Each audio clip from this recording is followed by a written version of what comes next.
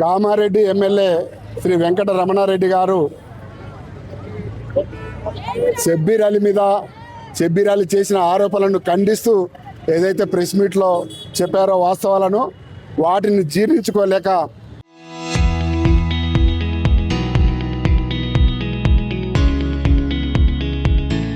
కామారెడ్డిలో BJP MLA Venkataramana Reddy గారి camp కార్యాలయం మీద దాడి చేసి ఆస్తులు నష్టం చేసి వాహనాలను ధ్వంసం చేసి మరి భారతీయ జనతా పార్టీ ఎమ్మెల్యే వెంకటరమణారెడ్డి గారిని కూడా దుర్భాషలు ఆడడాన్ని తీవ్రంగా ఖండిస్తూ దాడి చేసిన వాళ్ళను కఠినంగా శిక్షించాలని చెప్పి కాంగ్రెస్ గుండాలు షబ్బీర్ అలీ గారి నాయకత్వంలోని కాంగ్రెస్ గుండాలను వెంబడే అరెస్ట్ చేయాలని చెప్పి డిమాండ్ చేస్తున్నాం.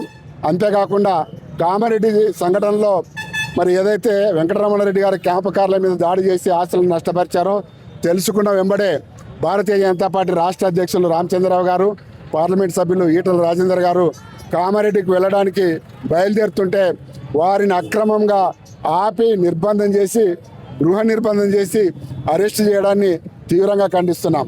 ఈరోజు తెలంగాణలో కాంగ్రెస్ పార్టీ ప్రజాస్వామ్యయుతంగా రాజ్యాంగయుతంగా పరిపాలన చేయడం లేదు, దౌర్జన్యంగా పరిపాలన చేస్తున్నది, ప్రజా వ్యతిరేక పరిపాలన, ప్రజలను నిర్బంధించే పరిపాలన చేస్తున్నది.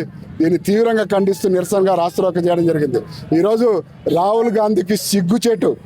రాహుల్ గాంధీ ఒక లోపల రాజ్యాంగానికి సంబంధించిన విషయాలు ఏమి లేకుండా కేవలం అట్ట మీద మాత్రమే రాజ్యాంగం అనే ఉన్న అక్షరాలను పెట్టుకొని ఒక తప్పుడు రాజ్యాంగ పుస్తకాన్ని చేతిలో పట్టుకొని దేశమంతా తిరుగుతున్నాడు. అటువంటి రాహుల్ గాంధీ ఈరోజు సమాధానం చెప్పాలా.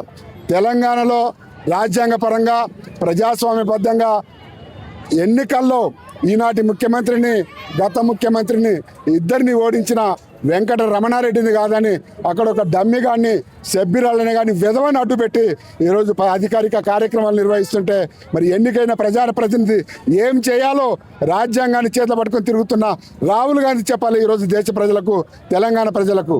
కాంగ్రెస్ అంతా కూడా రాజ్యాంగాన్ని అడ్డుపెట్టుకొని రాజ్యాంగం పేరు మీద ఈరోజు ప్రజా వ్యతిరేక, ప్రజాస్వామ్య వ్యతిరేక, ప్రజాకంటక, అవినీతికరమైన పరిపాలన నిర్వహిస్తున్నది. దీన్ని నిరసిస్తూ భారతీయ జనతా పార్టీ ఇక ముందు కూడా తెలంగాణలో పెద్ద ఎత్తున ఉద్యమాలు చేపడుతుంది.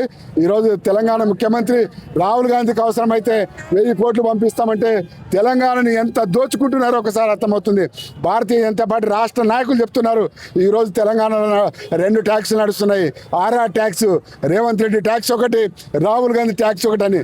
మరి వాటిని కూడా నిరూపించారు. కాబట్టి ఈ అవినీతి, ప్రజాస్వామ్య వ్యతిరేక, రాజ్యాంగ వ్యతిరేక కార్యక్రమాలకు పాల్పడుతున్న తెలంగాణ కాంగ్రెస్ ప్రభుత్వం వైఖరి ఇదే విధంగా ఉంటే భారతీయ జనతా పార్టీ చట్టాన్ని చేతులకు తీసుకుంటే ఆ రోజు పట్టపగలు చుక్కలు చూపిస్తామని చెప్పి హెచ్చరిస్తూ మరి కాంగ్రెస్ వైఖరి మార్చుకోవాలని చెప్పి డిమాండ్ చేస్తున్నాం. చరిత్ర సృష్టించినోడు ఇప్పుడు ఆ చరిత్రని తిరగరాయబోతున్నాడు. అబద్ధాల గోడల్ని బద్దలు కొట్టి నిజాలను రాగా మీ ముందుంచబోతున్నాడు.